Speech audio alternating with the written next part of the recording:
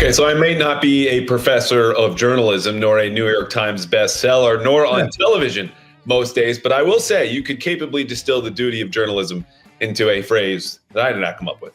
But it goes taking people places they cannot go and telling them things that they otherwise cannot know. And when it comes to Mike Vrabel, new Patriots head coach, there's no person in media anywhere that can do this better for you than our next guest, who is, of course, a New York Times bestseller multiple times over. Professor and on television. Michael Holley, welcome back. What's up? Good to be back, man. Thanks for having me on the podcast. I think the last time I was on, I was telling you that, man, looking good. Bill Belichick to Atlanta. Yeah. That makes a lot of sense. I guess it did make a lot of sense. It did.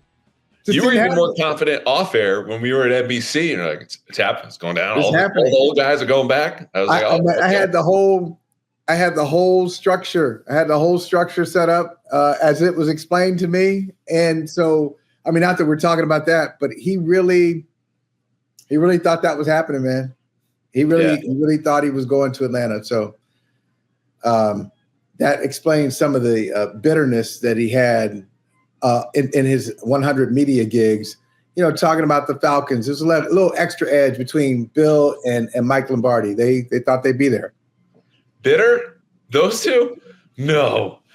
Which I say, not bitter myself, having not deal with Bill anymore. But it was also just, I feel like, look, and you know this better than I do.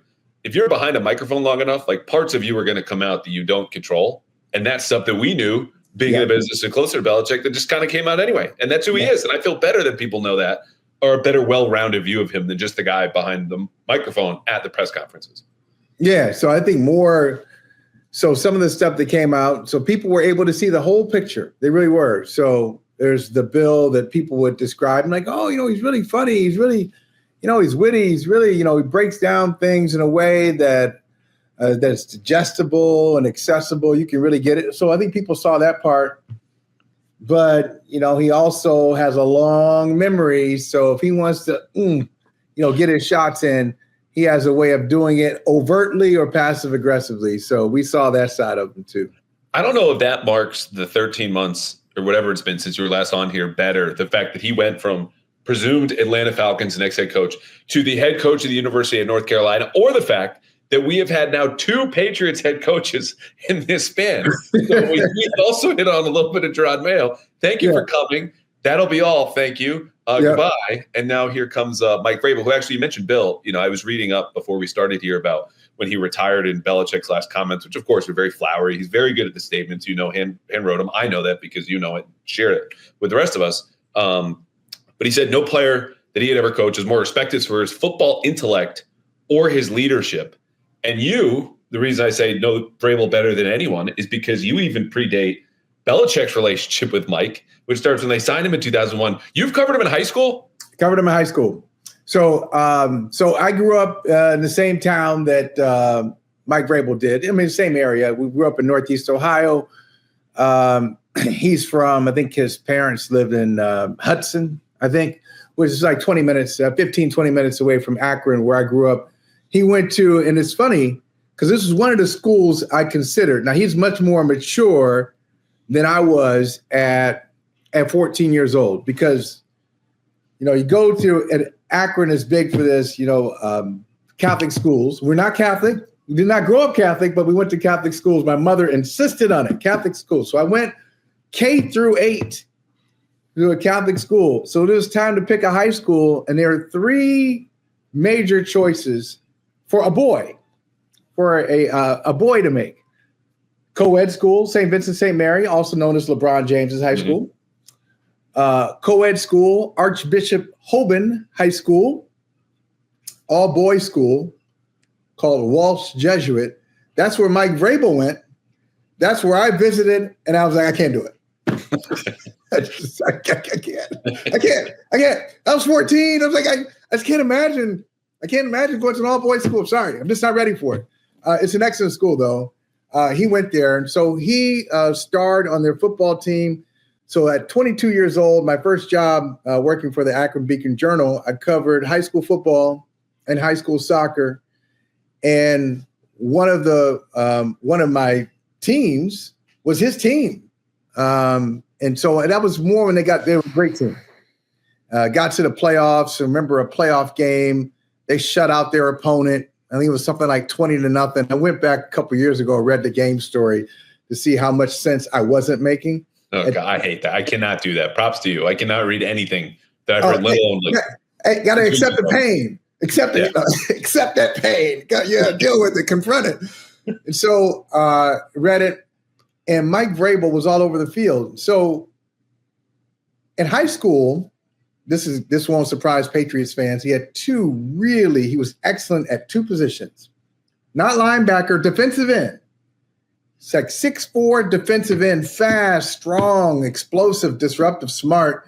And then tight end. He was an excellent tight end in high school and really smart. So I remember after that game talking to him. Now, you've covered high schools, I presume. Yes, yeah. And so most kids you talk to, even the confident kids, they're just really appreciative of the coverage and just kind of, thanks a lot for coming.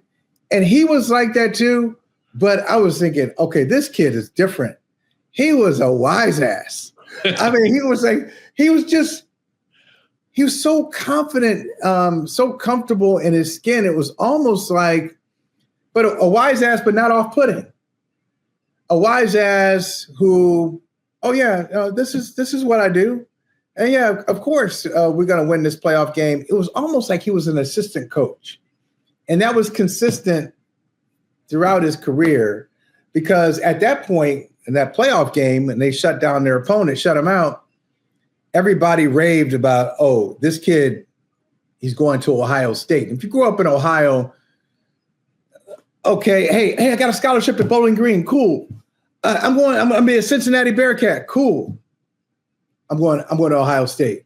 Bow down. And like that's royalty.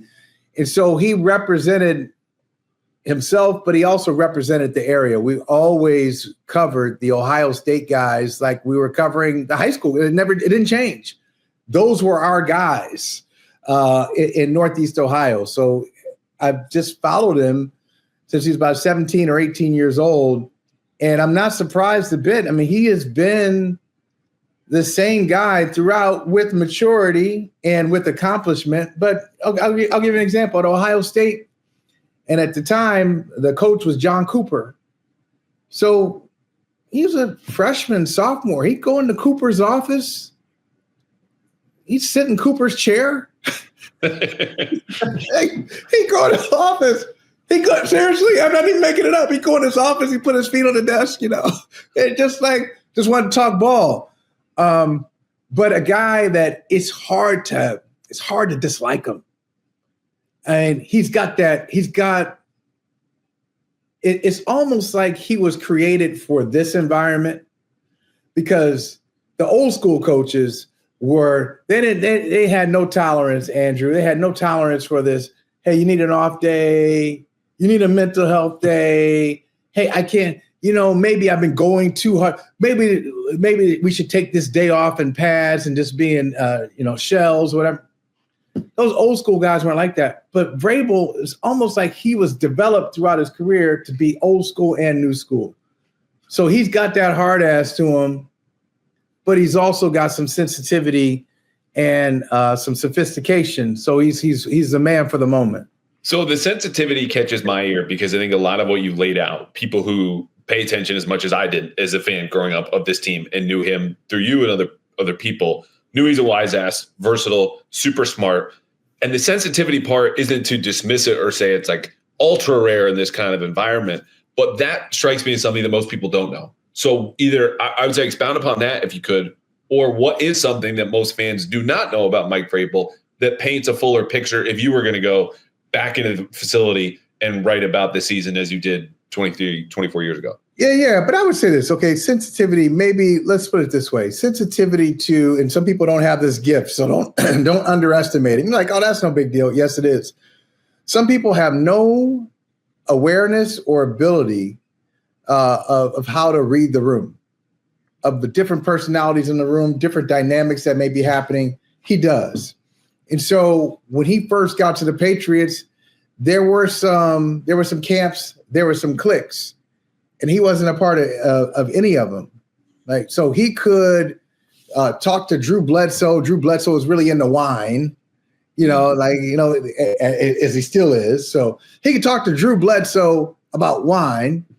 He could be, as I actually saw him do this, he could be at a table playing cards or dominoes with Willie McGinnis and have the line that everybody has to have when you win at dominoes. When you put it down, you go, domino, motherfucker. Okay. He could do that too. So he was able to get along with all sorts of people, to understand where the coaches are coming from, to understand where the captains are coming from, and then the guys on the edge of the roster. That's what I mean. Like, he's just one of those rare individuals who can just figure out what motivates somebody and then connect with them.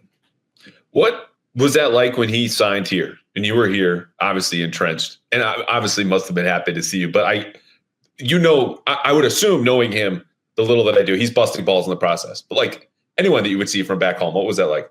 Yeah. Okay. Well, it's funny. Let me just fast forward a little bit. Because he is a ball buster. So I'll fast forward a couple of years. Now, I was dumb enough to answer this question way back in the early days of NBC Sports Boston, when it wasn't even Comcast Sportsnet. I think it was like FSN or something like that. Yeah.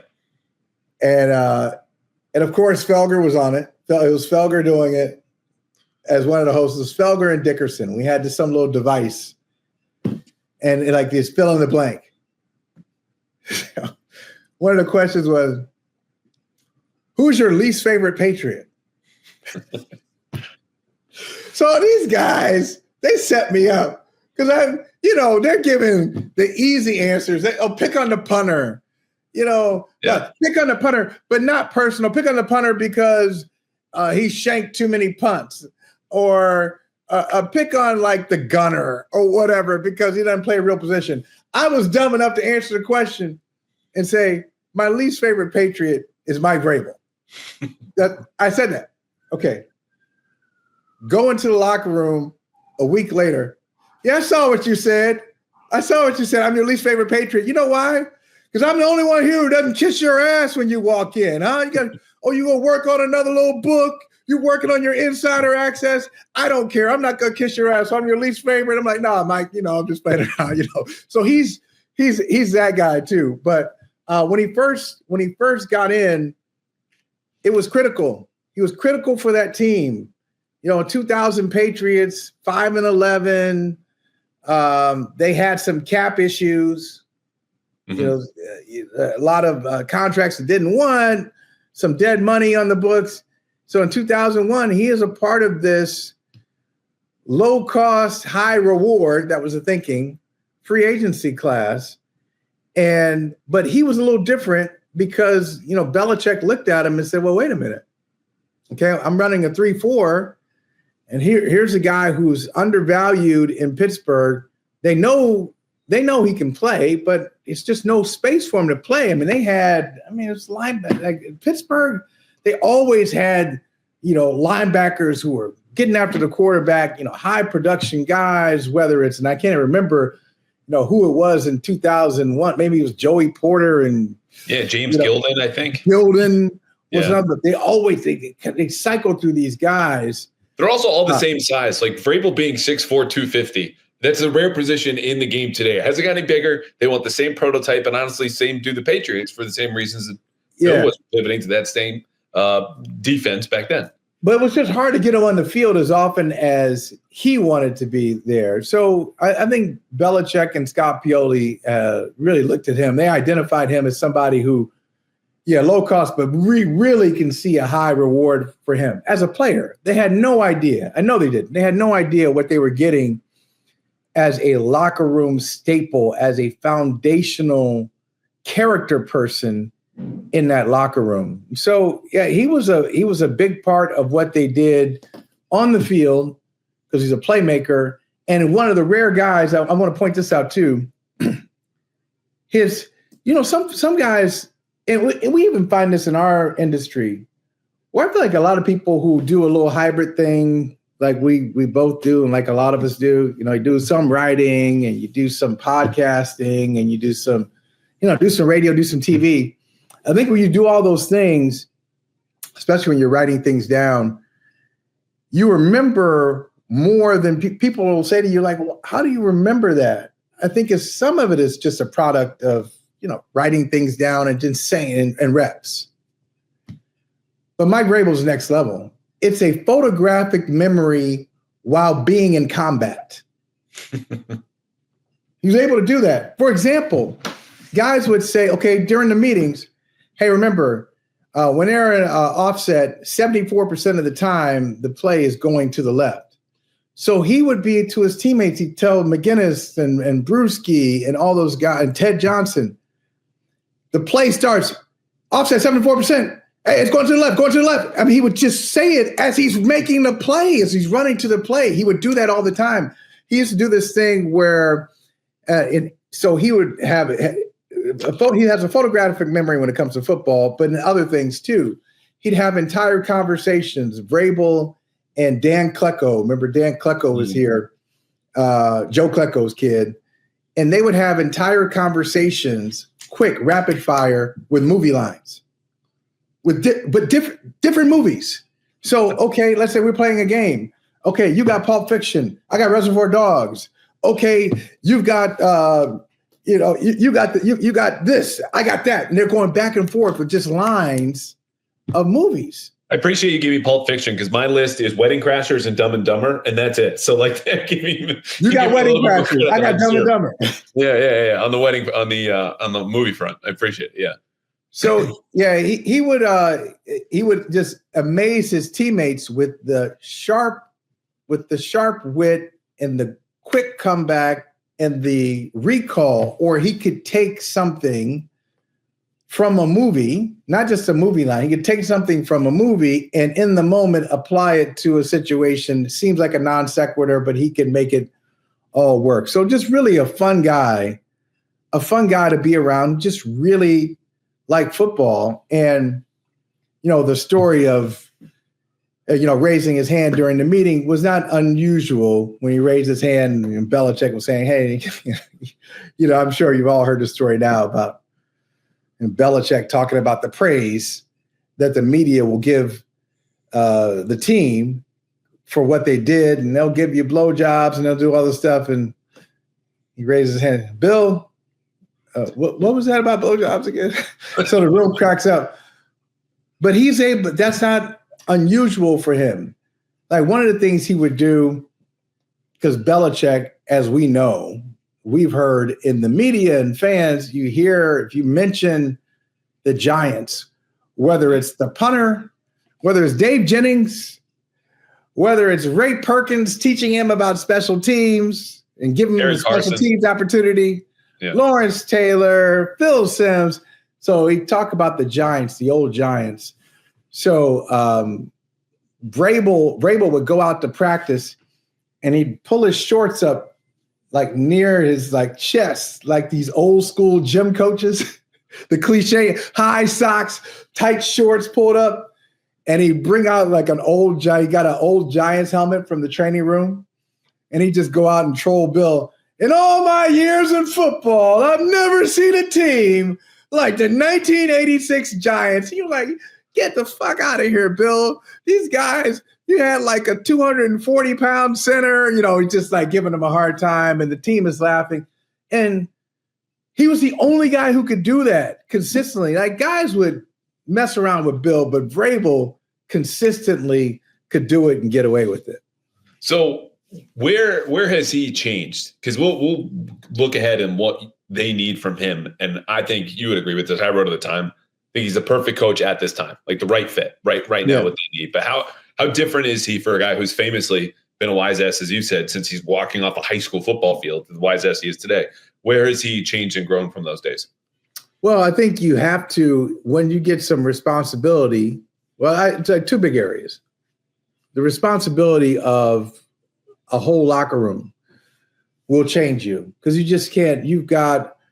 There's one thing as a player, you can, be the guy in the meeting who cracks a joke. Then you go from that to in Kansas City, where he was a guy who had to teach people how to win. And they did. His second year there, they win the AFC West, after being pretty brutal the year before. And then you go into coaching, so you have different responsibilities. So as he has gained responsibility, he keeps the authentic part and the relatability part, but I think he has learned how to lead. He's learned how to manage. And I think Tennessee really got to him. I think the Tennessee experience, it teaches you everything about football. So one, how to get a team, get the most out of a team, get them to a conference championship game, learn how to, hire the right offensive coordinators, work with the defense. But also, I think seeing the backstabbing part of the business too, or the brutal part of the business, where you think, hey, as long as I do my job, I should be in pretty good shape. But that wasn't enough. They move on from the general manager. Then they move on from him, and everybody's like, what's going on? Why did you fire Mike Vrabel? But those kind of scars teach you to be a little different. And I just think, look, a 17, even if you got some prankster in you, doing that at 17 is a little different than doing that at 47.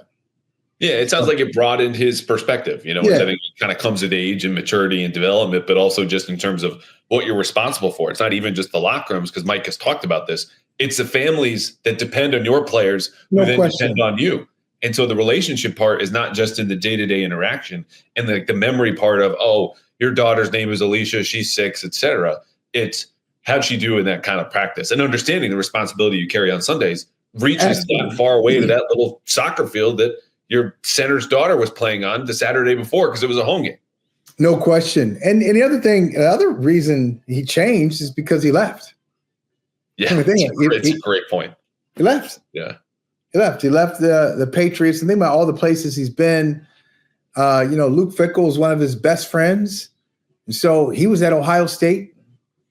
So he goes to Ohio State. He goes to Houston. He goes to Tennessee.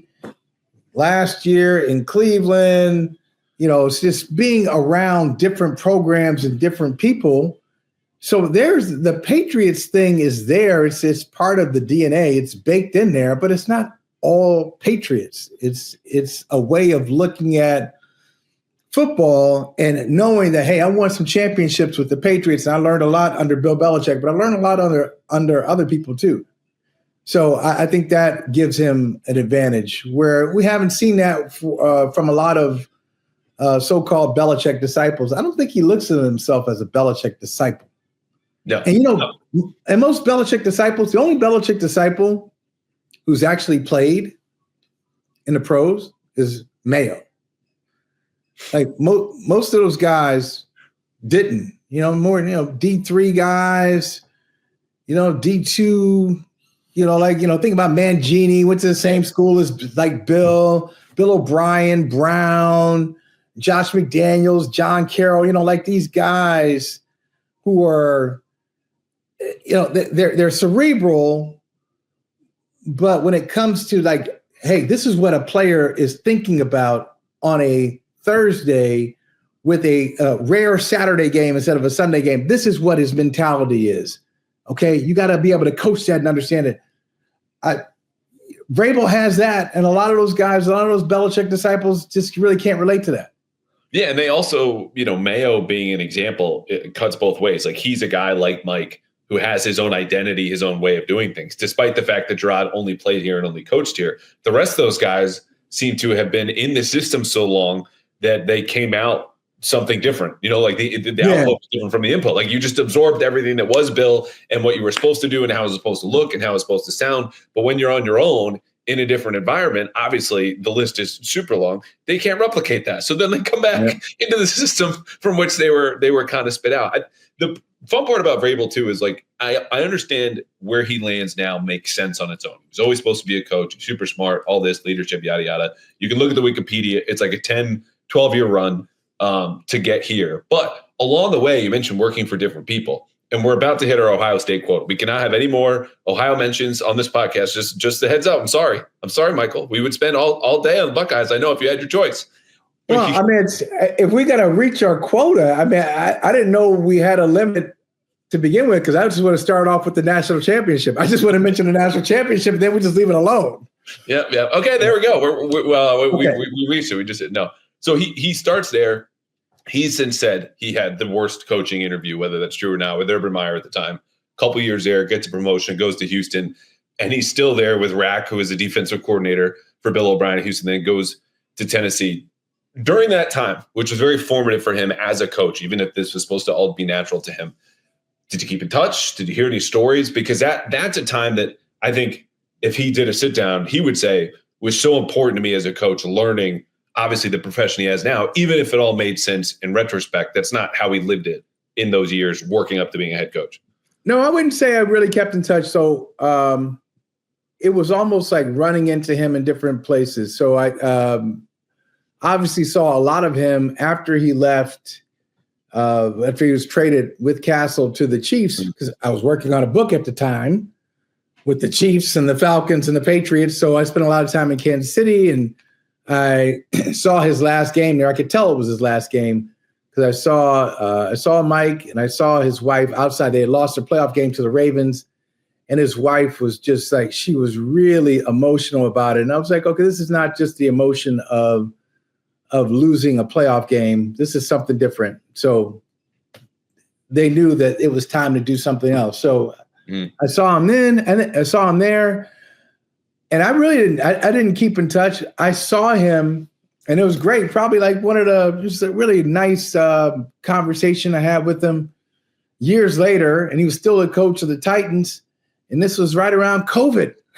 This was out in Lake Tahoe. They have that golf tournament they have every year.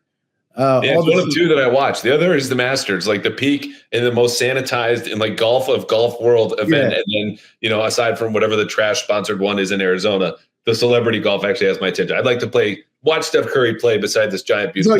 So exactly. Steph Curry, the whole Curry family out there. Dell was out there, Steph, Seth, Aaron Rodgers was there, Charles Barkley, Sterling Sharp, like all these folks. But I remember seeing Doug Peterson there, a different story for a different day. But Doug Peterson, great guy. And I remember, Peterson was like, yeah, I'm trying to get back into the game. I'm like, there's no way in hell. Nobody's got to hire this guy. I feel sorry for him. And then right after that, he gets the Jacksonville job. But I saw Mike and his wife out there, and he was just, now I don't want to exaggerate it, but more mellow. More mellow than I remember. So you want to talk about the maturity? It's like, hey, all right. He was laid back. Had a great time, though. He's always been very gracious the times that I've seen him and talked with him. And the reason people talk about the smart so much is because it just stands out. It stands out. I mean, it's he's going to be a difference maker with just the outlook and the plan for the team, just like how to attack a problem, how to prepare in a certain situation, just awareness. He'll be good there. But I am curious to see, because this is where this is my biggest question. How does Mike Vrabel with power play? How does that play out? Because in Tennessee, John Robinson was the dude. John Robinson was the guy. Then when John Robinson steps aside, now it's Rand Carthon and Vrabel. It's they're both kind of reporting to the owner and not necessarily on the same page. He didn't have all the power he wanted post Robinson. So what's it going to be like now? Because I think, despite what some people think, I think Elliott Wolf has gone from 1 to 3, at least. He's gone from 1 to 3. I think Ryan Cowden 2, Mike Vrabel 1. How's that? How is he as an evaluator? It's a great question, and I will have an answer. So I don't know. After this break. All right, so we had a good run. 5.5 months, glorious NFL football, winning over at PrizePicks. With football, we told you Demario Douglas and Drake May, and in the playoffs, Patrick Mahomes. You pick more or less, and you can win along the way, and you did. Well, here's the good news. Football's over, PrizePicks is not. You can follow along with basketball, hockey, baseball right around the corner, and win along the way. And right now, I would suggest doing so with the NBA, because finally, after that disastrous All-Star game, it's back. So when I'm watching the Celtics, and I'm looking at stat lines provided at PrizePicks, I can go more on Jason Tatum points, or I can go less on Kristaps Porzingis rebounds, or whatever it might be, and build a lineup of 2 to 6 players, where all you have to do is just that. It's picking more or less on a player stat projection. You file it in, you lock it in, and boom, it's done. You can win money, withdraw with Venmo, MasterCard, whatever you want to do. The money comes in and out because PrizePicks, as always, is the best place to win cash while watching your favorite players during the game and later in the playoffs. So lock it in right now. And if you sign up with the app and a new account, you will get $50 instantly, 50, when you play your first $5 lineup. You don't need to win to get that bonus. Just play. $5, a lineup, 2 to 6 players, whomever you want, more or less, as much as you want, but only at PrizePicks. So download the PrizePicks app today. Use code CLNS to get that $50 bonus instantly after you play your first $5 lineup. Again, download the app today. Use code CLNS to get $50 instantly after you play your first $5 lineup. PrizePicks, run your game. Okay, we're back. I think with Mike, there's a point to be made that, like, with that power, obviously, it exacerbates in a lot of different areas who you are at your core, right? Like, whatever you are, it will be bigger, it will be louder, because that power will show up in a lot of different places with personnel or in the locker room. Like, you're emboldened to do whatever you want. You're freer to do whatever you want. There are no constraints on who you are and what you can say and what you can do. The personnel thing is interesting to me because, they drafted Will Levis. And, like, I think in real time, Will Levis fit the prospect that a defensive head coach would want. This is a meathead with a cannon for an arm who's ripped and will run and do all these different things. When you looked at the scouting report, there wasn't a whole lot that said projects as a future NFL starter. And that's one player, and it's one scouting report. But within the personnel department, I wouldn't want the defensive head coach tendencies or the core is who you are as a player. It's all great to have smart, tough, dependable football players, to steal a string of adjectives that have been common in Foxboro. But I want that evolution he's gone through as a head coach and the adaptability to also extend to the personnel department where he continues to grow, if that makes sense. Yeah, no, it makes perfect sense, and it's fair. But I just think where the Patriots are right now, you almost can't go wrong with talent selection. Because I think much rare. If there's a receiver that hears their name called to New England during the draft, just watch out. I know that's been the history, but what I'm trying to say is they're so. If they drafted, I don't know how many picks they have. 9? I don't know. 10? Yeah, it's 8 or 9. Okay. If they drafted 9 defensive players, just 9 defensive players, and they thought they were all good, can't go wrong. They need it. If they draft 9 offensive players and they like them, can't go wrong. They need it. I just feel like the talent is so bare. It is so bad right now. It is the least, there's no question, it is the least talented roster in football. It is. It just is. And so I think Vrabel would look at it and say, I'm not coming at it from the perspective of a defensive-minded head coach. I'm coming at it from a football guy, a smart football person who looks at the roster and says, okay, what's usable here? What can I repurpose? Maybe this guy is good. He's just in the wrong position. Maybe Ramondre Stevenson should not be carrying the ball 20 times. Maybe he should carry it 10. Maybe Demario Douglas is just a punt returner, and you keep trying to make him into something. I don't know. I'm picking on people, right, just to make the point that I think he's looking at it and saying, how do we just stock the roster with as many talented people as we can? Because that's what we need. So any of this drafting I just don't believe in it. Like at number 4, I see all the mock drafts. Hey, hey, take Campbell here, take this.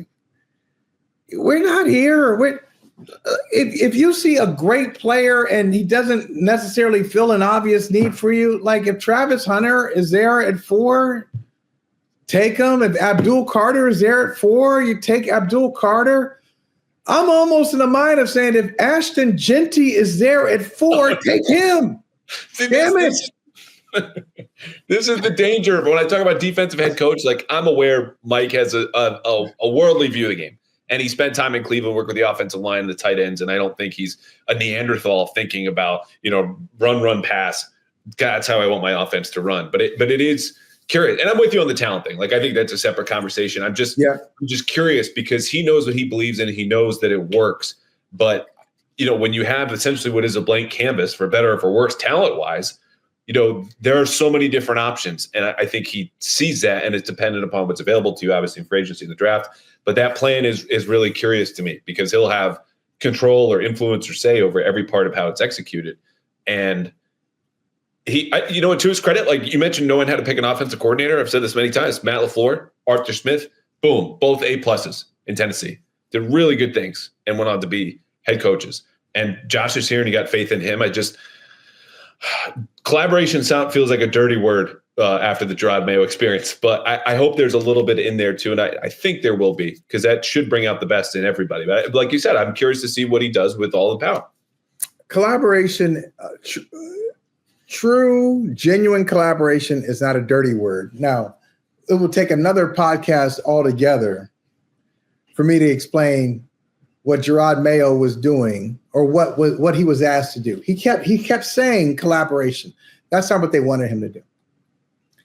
They didn't want him to collaborate. They wanted him to listen to certain people and to kind of fulfill multiple agendas.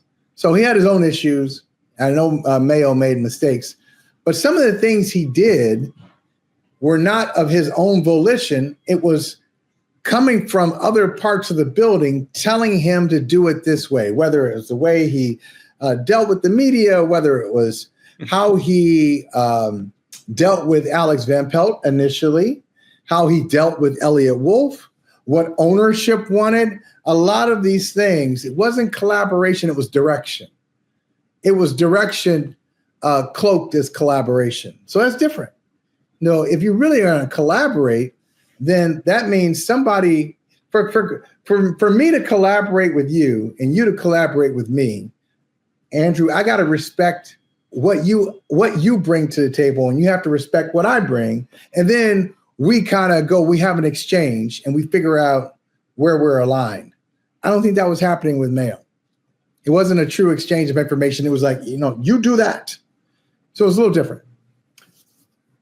Can I give you 3 more minutes on that? We don't have to do a whole podcast. Yeah, but that's a different podcast. That's a different podcast altogether. This is not going to be the cut that makes the promo for social, but this is the part that's going to be sticking with me. If there's anything more to clarify or add there, directions on how to say certain things, do certain things. And look, we all know ownership is a bit more involved. Robin Glazer's name has been mentioned ad nauseum, and we're all moving past this generally, but that's stuff I hadn't heard before. Okay, look, I think the Patriots failed so the reason I was so disappointed with Jerod Mayo one and done, it had nothing to do with, hey, I think Jerod Mayo is going to be an excellent head coach of football. I don't know. I don't know if he was on that track. I don't know if he had it in him or not. I don't know. I don't know if he has it in him. That's not the point is the New England Patriots failed at development. We talk about their failure to develop players and wide receivers. They did not develop this person that they identified. So what an indictment. Damning. So you identified him. You said 3-4 years ago, Robert Kraft identifies Jerod Mayo. This is my next head coach. But during the identification process, were there ever any meetings? I don't know if there were. Maybe they didn't work out so well. If you know Mayo's going to be your head coach, let's say 2021, he's going to be my next guy. In 2024 season, he's going to be it, or whatever. 2025, I think it came earlier than they expected. We've talked about that before. If I've identified you as the next guy, now I'm going to spend some time with you before the moment comes saying, hey, what would you do about this? Bill Belichick did this yesterday. I thought he failed. What would you do in that situation? This is what you should think about as a head coach. This is what I need as an owner. How do you feel about that? It's almost it's as if they threw him in there, were shocked that it was not successful in year one with a rookie coach and a bad roster, and then said, oh, we can't do it anymore. The plan is gone. If you have a responsibility, I think, if you're going to develop somebody, if you're going to identify somebody, you have a responsibility to invest in them to see it play out. But there really wasn't true investment in Mayo, ever. There wasn't investment, and that's why it turned out the way it did. Like I talked to, not the name drop, but let me just name drop a little bit. So I remember talking with Art Rooney, the Steelers, a couple years ago, and we just talked about, I wanted to talk to him about the Rooney Rule and his family's name on it, and he was like, "Look, it's great. My family's name is on it," but he said it was very simple though. So we weren't in it trying to be pioneers. He said, we identified the method. If you look at it, the method is pretty simple. We identify a coach, usually a young coach, and we know that the coach is gonna have a lot to learn, a lot of room to grow. We try to provide a good foundation, good resources, and we let it play out. And so he pointed out, he said, Chuck Noll, in this environment, Chuck Noll was 1-13 or something his first year, 1-13-1 or something crazy, or 1-12. I can't remember what it was, but he said, Chuck, a lot of teams would not hold on through that. Say, we didn't see a lot of success with Chuck Noll, 30-something, first-time head coach until year 2 or year 3. Then they move on from Chuck Noll, same thing, 30-something Bill Cowher. He had immediate success. Move on. 30-something Mike Tomlin. So you had 30-something Jerod Mayo. He had his mistakes, but I don't think there was the other part of the mix that Rooney mentioned, infrastructure and support. So, they're saying he did a lot of things wrong. They did too. He has become he has kind of become a dirty word, a joke a little bit when you say Jerod Mayo, and it's like a disaster. But I think the organization was disastrous during that time. And I'm not convinced that they're out of it. They still have to prove that they're ready to do what's right by a head coach. Bringing in Mike Vrabel is a good start, but we've seen it before. We've seen excellent coaches in bad organizations, and they fail not because of something that they lack, it's something that the organization lacks. Is the organization ready to say, hey, yes, we did some things wrong, and this is what they are, not just for the press conference where Robert Kraft says, this is on me. How so? Give me specifics. I don't want the bullshit of, yeah, it's on me. It's easy for me to say, hey, Andrew, I made some mistakes. It's on me. I take responsibility. I move on. That's the easy way out because I didn't give you any specifics at all. I just said it's on me. It looks like I'm being the gracious, magnanimous guy, but I haven't told you anything. The organization really has to get into details about how did they fail him? How did you put him in a bad spot? Give me an example. Give me 2. Yeah, look, you're preaching to the choir here because the phrase that we used in our story at the Herald was organizational rot. And that obviously, as you said, was part Mayo, part of the situation he was stepped into. The timing wasn't good, but nothing was really good about what happened there. And it's interesting to me that, as they run away from Bill, sever all ties with Bill, bury him under bad press, even by accident sometimes, and admit Robert Kraft did that he fired Belichick after this big display of a mutual parting of the ways. It took 9 months for that mirage to just be gone. Hey, man, look, you can't help it. You know what? You've done radio. You get on the radio, you're doing the Breakfast Club. That's so bad, though. You got Charlemagne the guy. You're like, hey, Charlemagne, what's up, man? I fired him.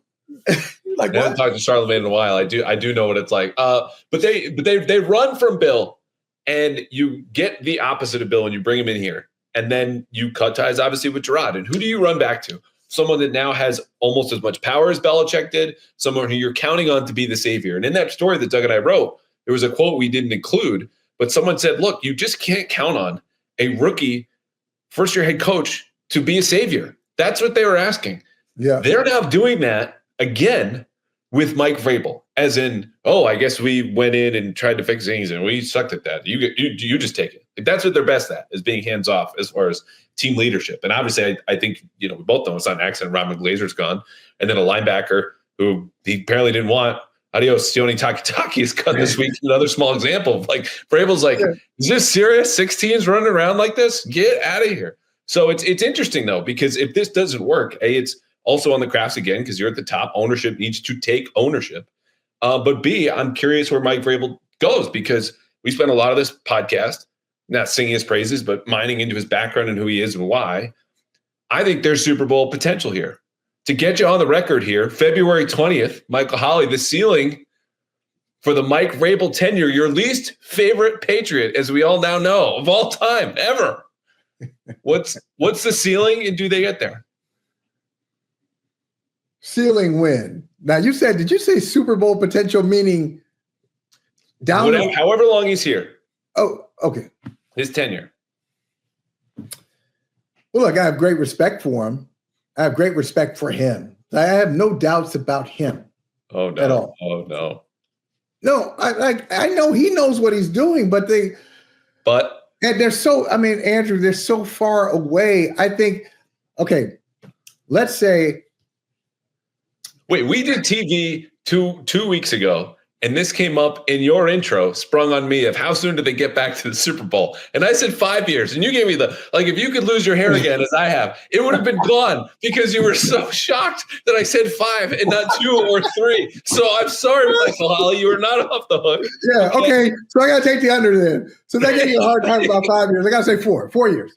Okay. But you don't have when I say potential, we don't have to explain it. This is not just to get you on the record. It's just, I believe in that. I think the quarterback is here. That's the other biggest part of that. There are holes to fill, and I think that's where you were going before I interjected.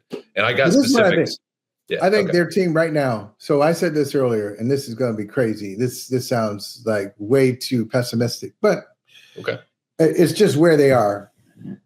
Unless, I don't see 8. I don't see 8 wins in 2025. No way. I don't. Unless. We've mentioned Bill Belichick earlier. Mike Vrabel would have to summon the vintage spirits of Bill Belichick and Bill Parcells on game day and in the front office. Elliott Wolf would have to be his dad when it comes to drafting. Okay. And that'll all have to come together for them to win more than they lose. So 9. For them to get to 9, I think it takes a lot, because they got a long way to go. I think what I predicted last year was 6, they got to 4. So I thought they were 6-11 kind of team last year. Obviously not knowing what they're going to do in free agency, but they'd have to do something fairly dramatic to get out of that. I think they are a 5-7 kind of, and 7 seems high. I think they're kind of a 6-win team. And are they okay with that? See, this is back to ownership. Yeah. Right. Robert Kraft said, we got the coach, and, let's get back to winning. Eventually, Robert, maybe not 5 years, but it's not going to be 1. You're not. So if you're out of the playoffs again, let's say they improve. I always ask this question. What if they improve and it's clear that they got a good offense and they've got some good pieces in place, but they're 5-12? How does ownership feel about that? It's improvement. It's a 1-game improvement, but more than that, you see the operation, coaches, just, players getting better, like draft picks contributing, but they're 5-12. Is ownership okay with it? I think ownership is a big problem with the Patriots. Ownership's a problem. They're so unrealistic. And they've been unrealistic for several years. So how do you deal with it? It's a good question. I think a lot of that, in part, is going to be up to them, not to jump into the whole spending conversation and who's at fault here. But let's say they do make a giant investment in free agency, and I'm going to withhold my win projections or expectations until we get past free agency in the draft. Though I think there's potential here to use that word again. I'm just going to point out, it's very judgy. It's very judgy. But if you should have sniffed with that. You should have, I'm not going to do anything until I actually see a draft. Money in free agency, just like a draft and free agency. Okay. If they spend big, though, they're going to want to see results. No, just like anyone who makes a giant investment. I'm committed here. If they lead the league in spending, let's say in free agency, that would naturally inflate their expectations. I don't think unreasonably so. But to your point, if they're starting at an unreasonable place, you could still spend big in free agency. And I'm with you. 6 wins, 5 wins is realistic and both an improvement. Like what my point is, their expectations are too high probably right now. Said as someone who, again, thinks there's an outcome up this season where they make the playoffs and surprise because the 2 most important positions, 3 most, I think Vrabel, May, and McDaniels are all filled. But ownership, I don't know. And that's a good question because there's a whole trickle-down effect, as we've seen since Brady left and obviously Bill now too. So, okay. So what I'm saying is, yeah, I think over Mike Vrabel's tenure, to kind of dismount and end here, where they can go, I think he's that good as a head coach. I think Drake May will be that good as a quarterback. Obviously, tons of holes to fill. The odds are against them that they will get back to the Super Bowl. I don't know. I think that's one of the areas, and I think I find myself making the same mistake too with Drake May, just saying it like it's done. Like you don't have to worry about that position. I'm not sure yet. Okay. And I like him. I liked him coming out of the draft. I'm glad the Patriots drafted him, but we're not at the point of saying, well, they've got a great core. He's still a prospect. Put it that way. Like if we're talking about Major League Baseball, I would say, hey, the star shortstop came up in the second half of the year. He wasn't eligible for Rookie of the Year. He didn't play enough. He came up. He flashed. He's still a prospect, though. He's still an intriguing prospect. I want to see what Drake May does. The turnovers are a real problem. And, like, you can't be that guy. Like, we know there are quarterbacks like that. There are quarterbacks who have all the talent in the world, and just at some moment, you wait for it. You wait for them to give you something. He can't be that quarterback. I don't know if he's going to be that guy or not, but I still, year 2 of Drake May, first full training camp, we think, as the starting quarterback. First of full training camp, working with Josh, being talked about and carrying himself as the starter, the whole thing. We'll see. But Drake May he's not a red flag question mark, but it's almost like, hey, there were some nice things I saw during his rookie year, and there are some things like, man, that is not winning football, and you need to eliminate that from your game if you're ever going to get to the next level. Well, John Wallach told me this morning in a reversal of my 2 stats and a lie segment with the fellas over at 98.5, he has more fumbles than Saquon Barkley does over his entire NFL career. Now, The point of that segment is to do exactly that, get you at home to say, wow. So mission accomplished. Okay. That's a lot. Not to say that it's indicative of Drake May perpetually losing the ball, but that's much to your point. I'm fully sold. The Kool-Aid is gone. The glass is empty. There's like a drop in it left. The rest is in me. So I'm sold on Drake May as a prospect and everything moving forward. But I understand. All right, we have to get you out on this because we've had either ice cold expectations or ice cold takes here from you about the future of the Patriots and the potential for Mike Vrabel, which you've dodged. And next year's probably 5 or 6 wins. And we really don't know. And ownership, total fair points. We need something spicy, Mike. If you're gonna do the heat check segment on TV, which we might do tonight, we're gonna bring something here a little bit hotter, and we'll end on this. Give me a hottest Patriots offseason take or prediction coming up. Ideally, Mike Vrabel related. If not, just take this wherever you want. There we go. I got the paper. It was actually shout out Boston University, where I teach, the Daily Free Press, student run organization. All right, here's my hot take. He is a betting favorite for Coach of the Year. He's gonna win it. Mike Vrabel will be the Coach of the Year in 2025. But how can you be the Coach of the Year after winning 6 games? Well, as Andrew Callahan has just pointed out, I reserve the right to change my mind after free agency and the draft. If other teams get a little silly on draft day and leave the Patriots with, say, an Abdul Carter at number 4 or a Travis Hunter at number 4 and they go out and trade for DK Metcalf. Damn it, Mike Vrabel is your coach of the year, and the Patriots win 11 games, 11-6, and they're playing in January. There you go.